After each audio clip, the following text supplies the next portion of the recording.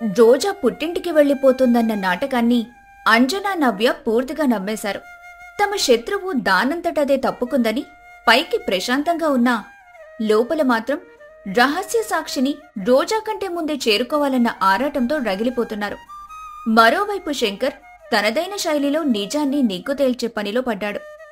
ఇప్పుడు కథ ఆ ఇంటి నాలుగు గోడల మధ్య నుండి విశాల ప్రపంచంలోకి మారింది. ఇది కేవలం ఒకరినొకరు దెబ్బతీయటం కాదు, ఒకరికంటే ఒకరు ముందు లక్ష్యాన్ని చేరాలన్న పరుగు పందెం. రోజా తన బట్టలన్నీ ఒక చిన్న సూట్ కేసులో సర్దుకుంది. ఆమె ముఖంలో చెప్పలేని బాధ, నిరాశ కొట్టొచ్చినట్టు కనిపిస్తున్నాయి. కావాలనే తన కళ్ల కింద కాస్త నల్లగా చేసుకుని రాత్రంతా ఏడ్చి ఏడ్చి వాచిపోయినట్టుగా తయారు చేసుకుంది. ఆమె గదిలోంచి సూట్ కేసుతో శబ్దం చేయకుండా బయటకొచ్చేసరికి హాల్లో సూర్య అని నిలబడి ఉన్నాడు. అతని కళ్ళు నిద్రలేమితో ఎర్రగా ఉన్నాయి. రాత్రంతా అతను నిద్రపోలేదని, తన కోసమే ఎదురు చూస్తున్నాడని స్పష్టంగా తెలుస్తోంది. రోజా, నిజంగానే వెళ్ళిపోతున్నావా? మనం ఒకరినొకరం అర్థం చేసుకుని కలిసి బతకాలని చేసుకున్న పెళ్లి ఇది. మధ్యలోనే ఇలా వదిలేసి వెళ్ళిపోవడం న్యాయమేనా? న్యాయమన్యాయం గురించి మాట్లాడే అర్హత నాకు లేదు సూర్య. ఈ ఇంట్లో నేను గెలవలేను. మీ అమ్మగారి ముందు నేను ఎప్పటికీ ఓడిపోతూనే ఉంటాను. నా వల్ల మీకు, మీ అమ్మకు మధ్య దూరం పెరగటం నాకిష్టం లేదు. కనీసం మా అమ్మా నాన్నల దగ్గరికెళ్తే కొన్ని రోజులైనా ప్రశాంతంగా ఉంటాను. నన్ను వదిలి వెళ్ళిపోతున్నావా? మన ప్రేమ మీద నీకు నమ్మకం లేదా? నేనున్నాను కదా నీకు. అమ్మను నేనొప్పిస్తాను. ప్లీజ్ వెళ్ళకు రోజా. నువ్వు లేకుండా నేనుండలేను. మీరున్నారు, కాని మీ అమ్మకు నాకు మధ్య నలిగిపోతున్నారు. నా వల్ల మీకా కష్టం కూడా వద్దు. నేను వెళ్ళిపోవడమే అందరికీ మంచిది. దయచేసి నన్ను ఆపకండి. మీరు ఆపాలని చూస్తే మన బంధం మీద ఒట్టు. ఒట్టు అనే మాట వినగానే సూర్య చేతులు వెనక్కి తీసుకున్నాడు. అప్పటికే ఆ శబ్దానికి శంకర్, నవ్య కూడా తమ గదుల్లోంచి బయటికొచ్చారు. అంజన అనారోగ్యం నటిస్తూ తన గదిలోనే ఉంది. ఏంటమ్మా ఇది? ఇంత ఉదయాన్నే సమస్య వస్తే పారిపోవడం కాదు, పరిష్కరించుకోవాలి. నువ్వు ధైర్యవంతురాలివి అనుకున్నాను. నన్ను క్షమించండి మావయ్య గారు. నేను చాలా ప్రయత్నించాను, కాని నా ఓపిక నశించింది. నేను ఓడిపోయాను. మీరందరూ బాగుండాలి. నేను వెళ్తున్నాను. పోనీలే డాడీ, దానికే ఇక్కడుండటం ఇష్టం లేనప్పుడు మనమేం చేస్తాం? బలవంతంగా ఎవ్వరిని బంధించలేం కదా. తన ఇష్టప్రకారమే వెళ్ళనివ్వండి.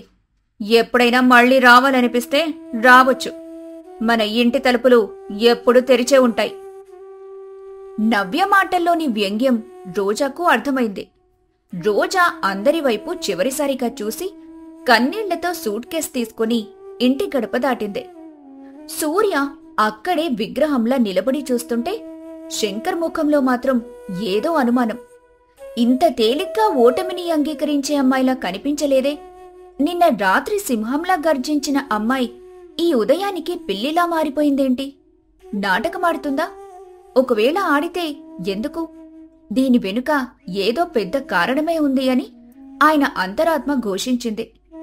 రోజా కనుమరుకు కాగానే నవ్య పరిగెత్తుకుంటూ తల్లి గదిలోకి వెళ్ళింది. అప్పటిదాకా మంచం మీద నీరసంగా పడుకున్న అంజన, ఆమె ముఖంలో అనారోగ్యం ఛాయలు మాయమై గెలిచిన రాక్షసి నవ్వు ప్రత్యక్షమైంది. వెళ్ళిపోయింది మమ్మీ. ఆ పీడ మన ఇంట్లోంచి శాశ్వతంగా వెళ్ళిపోయింది. దానంతటా అదే తోక పొడుచుకొని పారిపోయింది. మన గెలుపు మొదలైంది. ఇది గెలుపు కాదు నవ్య, కేవలం ఒక విరామం. అది పారిపోయింది, కాని అది రాజేసిన నిప్పు ఇంకా చల్లారలేదు. దాని వెనుక ఉన్నవాడు ఆ ప్రొఫెసర్ రఘునాథ్ గాడు ఇంకా బతికే ఉన్నాడు.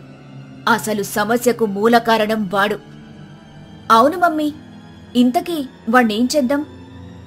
25 ఏళ్ల క్రితం వాడు నా కళ్లల్లోకి చూసి భయపడ్డాడు. శారద చావు గురించి ఏమైనా మాట్లాడితే కాలేజీలో వాడి పరువు తీస్తానని, వాడి ఒక్కగానొక్క కూతురి జీవితం నాశనం చేస్తానని బెదిరించాను. వాడి కూతురు అప్పుడు 5 ఏళ్ల పసిపిల్ల. ఆ కూతురి మీద ప్రేమతోనే వాడు ఆ రాత్రికి రాత్రి ఊరు విడిచి పారిపోయాడు. ఇన్నాళ్ళు ఎక్కడ ఏ మూల నక్కాడు. ఇప్పుడు మళ్ళీ ఈ రోజా వల్ల వాడి పేరు బయటకొచ్చింది. వాణ్ణి ఎలా కనిపెట్టాలి మమ్మీ? హైదరాబాద్లో ఎక్కడున్నాడో? హైదరాబాద్లో మనకున్న కాంటాక్ట్స్ అన్నీ వాడుకో. వాడి ఫోటో నీ దగ్గరుంది. మనం కూడా ఇప్పుడే హైదరాబాద్ బయలుదేరుతున్నాం. మనం ఆలస్యం చేయకూడదు. ఆ రోజా నిజంగానే పుట్టింటికి వెళ్ళిందో లేక మనల్ని ఏమార్చి హైదరాబాద్ వెళ్ళిందో మనకు తెలీదు. మనం దానికంటే ఒక అడుగు ముందే ఉండాలి. చేరుకొని ఏం చెయ్యాలి మమ్మీ? ముందు వాడి దగ్గర ఆ చింపేసిన పేజీలున్నాయో లేదో తెలుసుకోవాలి. ఉంటే అవి తీసుకొని వాణ్ణి హెచ్చరించాలి. వాడి కూతురు ఇప్పుడు పెద్దదై ఉంటుంది. దాన్ని అడ్డం పెట్టుకొని వాడి నోరు మోయించాలి. ఒకవేళ వాడు ఎదురు తిరిగితే శారద దగ్గరికి ఎలా పంపించాలో నాకు తెలుసు. ఈసారి సాక్ష్యం అనేది లేకుండా చేయాలి. వాడు నోరు విప్పకూడదు ఎప్పటికీ. తల్లి కూతుర్లిద్దరూ ఒకరికొకరు మాట ఇచ్చుకున్నారు. వాళ్ల చూపుల్లో రక్తదాహం స్పష్టంగా కనిపించింది.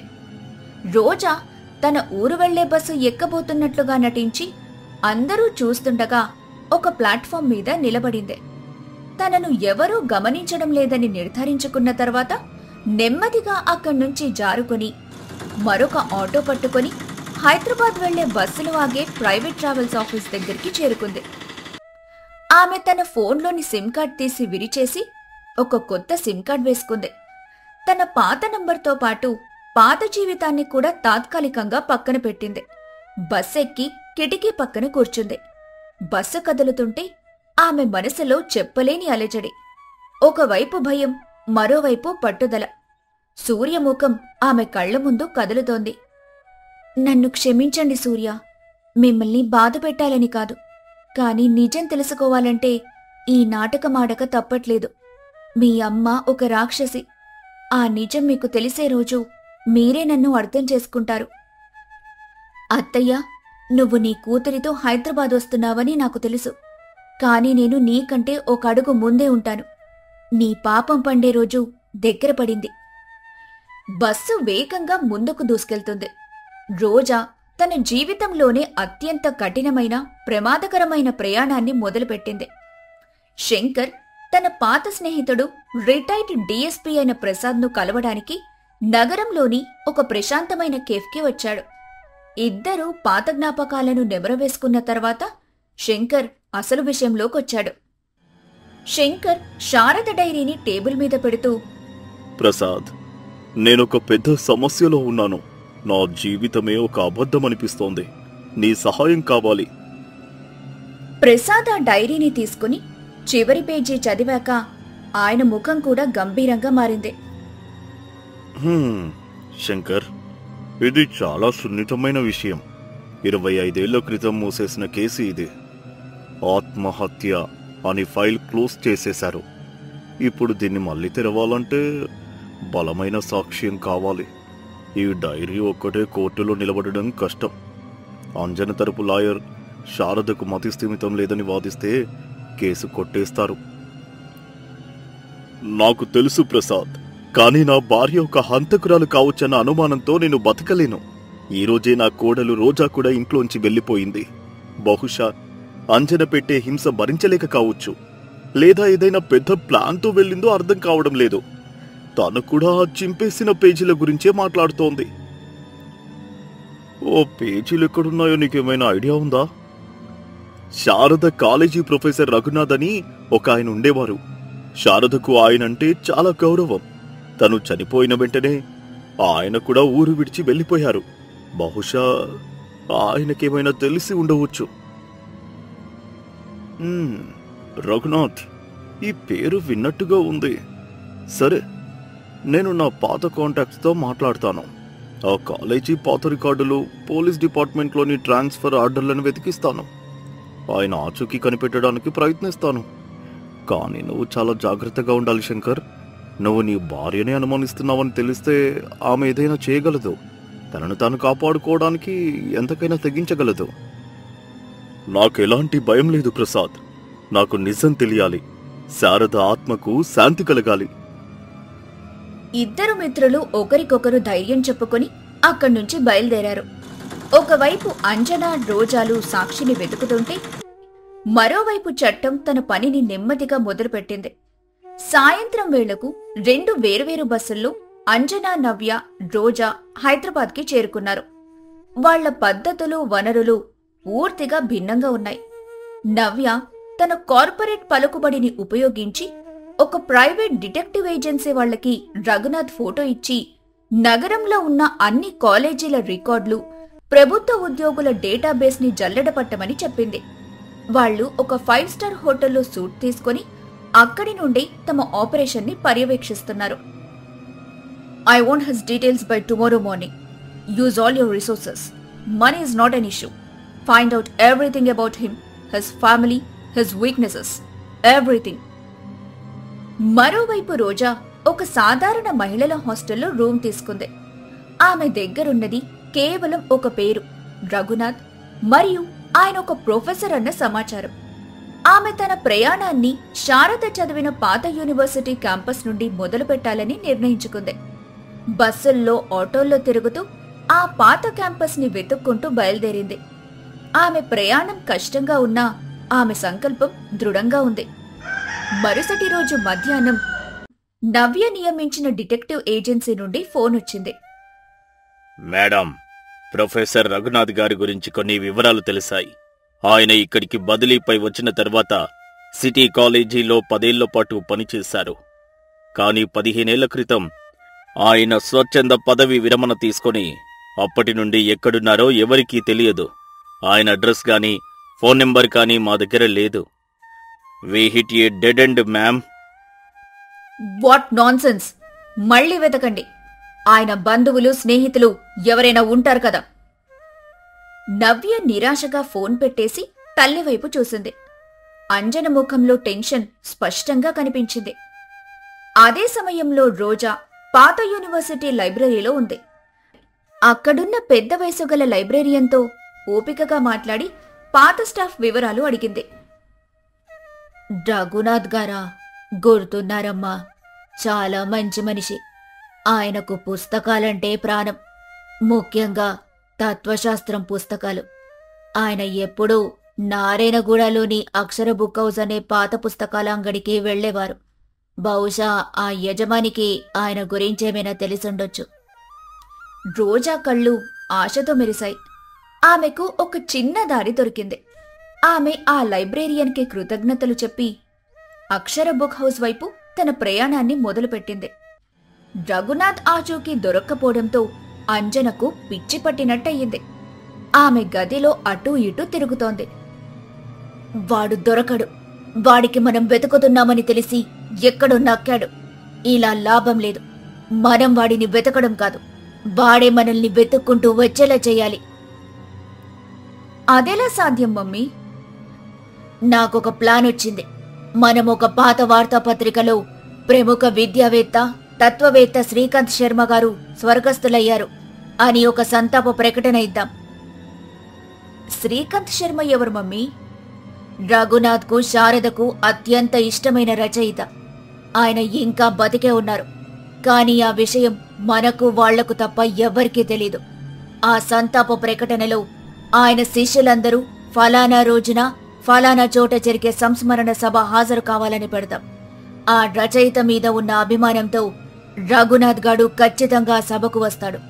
అక్కడ మనం వాడి కోసం కాపు కాద్దాం. అంజన వేసిన పాచిక భయంకరంగా ఉంది. ఆమె ఒక బతికున్న మనిషిని చంపేసి ఒక అబద్ధపు సభను సృష్టించి తన పాత నీరపు సాక్షిని బయటకు రప్పించాలని చూస్తోంది. అదే రాత్రి హాస్టల్ గదిలో ఉన్న రోజాకు అజ్ఞాత వ్యక్తి నుండి మళ్లీ సందేశం వచ్చింది. ఆమె అప్పటికే అక్షర బుక్ హౌస్ యజమానిని కలిసి రఘునాథ్ గారు ప్రతి పౌర్ణమికి దగ్గర్లోని ఒక సాయిబాబా గుడికి వస్తారని తెలుసుకుంది. ఆమె రేపటి పౌర్ణమి కోసం ఎదురుచూస్తోంది. ఆమె ఆనందంగా ఉండగా వచ్చిన మెసేజ్ ఆమెను నిశ్చేష్టురాల్ని చేసింది. జాగ్రత్త రోజా, నీ శత్రువులు ఒక ఉచ్చు పన్నుతున్నారు. వాళ్లు సాక్షిని వెతకలేక సాక్షిని తమ దగ్గరికి రప్పించుకోవాలని చూస్తున్నారు. పాత వార్తాపత్రికల్లో వచ్చే సంతాప ప్రకటనల మీద ఒక కన్నేసుంచు. వేటగాడు ఇప్పుడు వేటగాన్నే వేటాడాలని చూస్తున్నాడు. నువ్వు మరింత తెలివిగా ఉండాలి. ఆ సందేశం చదివిన రోజాకు ఒళ్ళు జలధరించింది. అత్తగారి క్రూరత్వం ఏ స్థాయికైనా వెళ్లగలదని ఆమెకు అర్థమైంది.